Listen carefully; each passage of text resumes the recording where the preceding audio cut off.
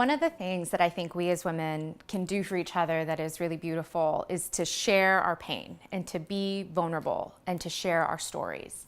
And so when we talk about love and all of its beauty, with love comes heartbreak, and that's okay. And that was a lesson that I had to learn the hard way, the painful way, and the brutal way. So I was with a man for 8 years, and we had what I thought was a good relationship. You know, we were sharing all of these memories and adventures and living together. We took that next step, and we got engaged. And for the first time in my life, I let myself be that, like, excited and to plan a wedding and to be special. It was amazing. But I started to feel that, like, something was off, like something was not right. And I didn't listen, and I just kept telling myself everything was going to be okay.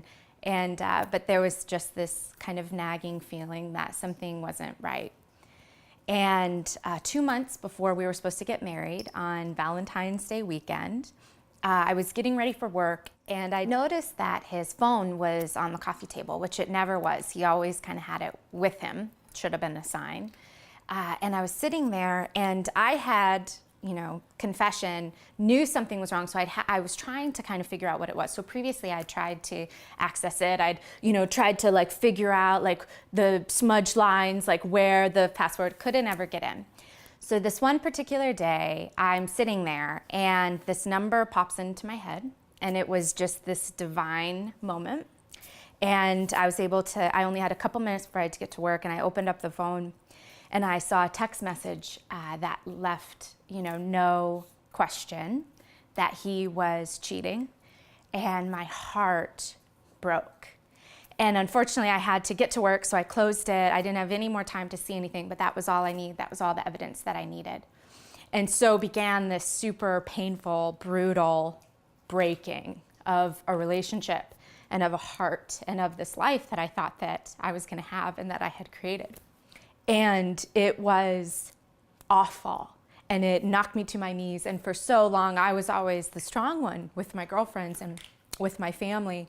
And one of the blessings was that I had all my sisters rally in my life at that time. I didn't know what to do. I didn't know how to handle all of this. And I had such this tribe of women, and I've never felt such camaraderie and compassion and strength, that they just circled me. And what was beautiful was that they shared their pain with me. They shared that they had been through that too and what they did. And I was so grateful for that vulnerability of women that stayed or women that chose to leave, and what that meant to them and what they wish they would have done, or what that they were so proud of themselves that they did do. And the fact that everyone immediately dropped egos and this,